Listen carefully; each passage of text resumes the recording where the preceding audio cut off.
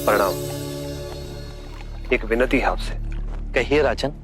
पिछले कई दिनों से मेरे स्वप्न में मेरे पिताश्री आ रहे हैं।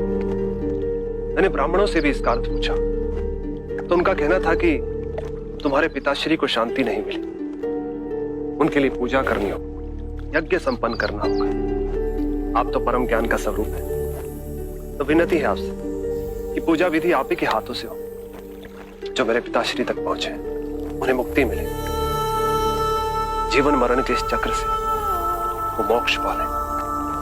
अवश्य राजन। आप मिट्टी के 2 घड़े मंगवाइए, एक में घी भरवाइए और एक घड़े में कंकड़ पत्थर भरवाइए, और उन दोनों घड़ों के मुंह कपड़े से बंधवा दीजिए और उन्हें लेकर नदी के तट पर आइए। मैं वहीं आपकी प्रतीक्षा करूंगा। मैं भी इसका प्रबंध करता हूं महाराज।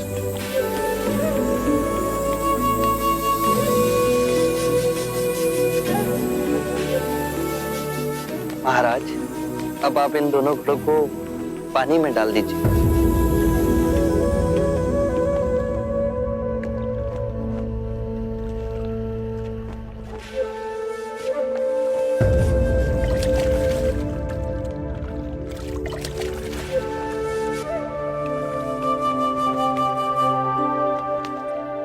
महाराज, अब इन दोनों घड़ों को आप तोड़ दीजिए।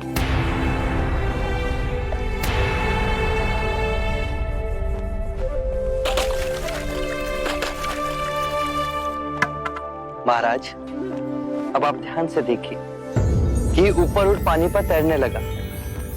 अब बताइए, मेरे या किसी और के पूजा पाठ करने से क्या ये घी नीचे बैठ सकता है? असंभव।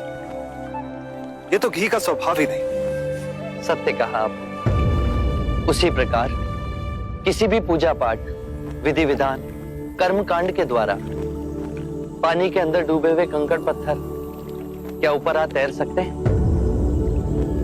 नहीं बुद्ध, ये तो प्रकृति के नियम के विरुद्ध है। तो हम प्रकृति से भिन्न कैसे हुए? हम भी तो प्रकृति का ही रूप है। सत्य कहा बुद्ध। एक सत्य ये भी है राजन, यदि हमारे पूर्वजों ने अपने जीवन काल में कंकड़ पत्थर बोए, दुष्कर्म किए, तो वो स्वाभाविक ही कंकड़ पत्थर की तरह नीचे बैठ जाएंगे।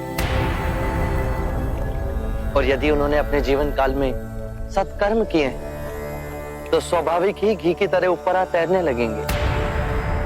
जो बोएंगे वही काटेंगे। परंतु इस शरीर रूपी जीवन काल में ही नहीं, अपितु इस शरीर रूपी जीवन काल के पश्चात वाली यात्रा में भी हम जैसे कर्म करेंगे वैसा ही फल मिलेगा।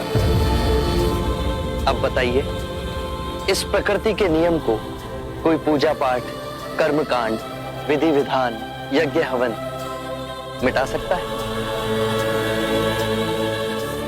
राजन, मैं भी इसको नहीं बदल सकता। केवल अच्छे कर्म ही मनुष्य की मुक्ति का द्वार खोलेंगे।